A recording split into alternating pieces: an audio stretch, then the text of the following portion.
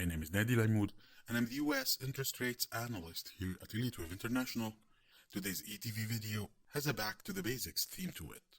We will be answering questions like, what should we expect after completing 5 waves, and what to expect after a 3-wave correction ends. Also, is it necessary to know the longer-term wave count to be able to make short-term decisions in our daily application of the Elliott wave theory? And the third question is, if we have a blank chart with nothing but price data on it, where to start counting the waves? So without further ado, let's start with our first question. What to expect after 5 waves and 3 waves end? To answer that question, let's look at a blank chart. This is the chart of the US 10 years T-notes, and we know from the Elliott wave principle that a 5-wave sequence represents a motive wave, meaning that a 5-wave sequence moves in the same direction as the larger degree trend. So once we can identify a 5-wave sequence, we automatically know the direction of the larger degree trend. In this example, if we agree to view this advance as a 5-wave structure labeled waves 1, 2, 3, 4, and 5, then we know that the larger degree trend is up. Once this 5-wave sequence is complete, a counter trend move in 3 waves takes place in the opposite direction. Okay, so that's great, but what does that 3-wave pattern indicate? 3 waves are corrective patterns or counter trend patterns. They interrupt the trend. The alternation between 5 waves and 3 waves is the simplest form to create progress in the direction of the trend. So once a 3-wave pattern is complete, we should be ready to resume the larger degree uptrend. We can use a lot of tools here, like drawing a channel, for example.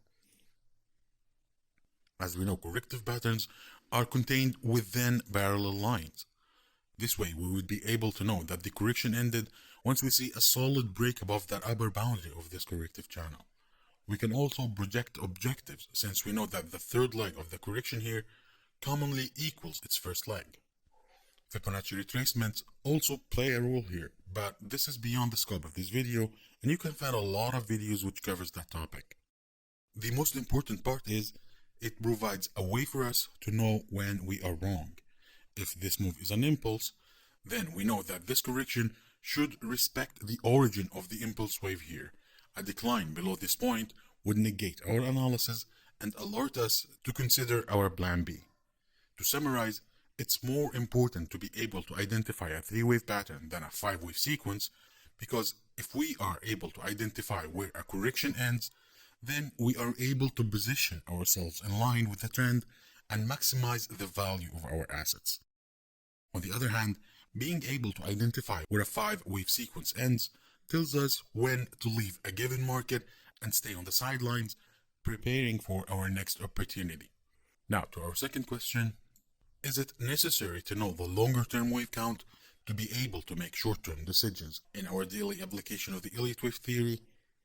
Well, this is a tricky one. While it's beneficial to be aware of the higher degree wave pattern to know if the trend is reaching its end, for example, it's not mandatory to do so to figure out our short-term bearings. Regardless of the longer-term picture, once we spot a 3-wave pattern, we know that the trend is in the opposite direction, since these corrective patterns are counter-trend moves. The downside to this approach is that we wouldn't be able to utilize mid or long-term support or resistance levels, and in turn, we won't be able to locate Fibonacci clusters, which we previously dedicated a video for. Now, the final question is, where to start charting or start counting a wave? Well, this is a simple one. On a given chart, start from the lowest low that you can see on that chart or the highest high. If we started from this lowest low, we would be able to identify a 5-wave sequence, and this would lead us to anticipate higher highs once the correction ends.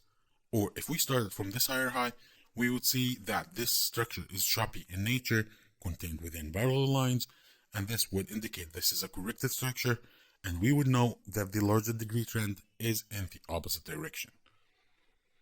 That's all for me today. I enjoyed being with you. Happy trading.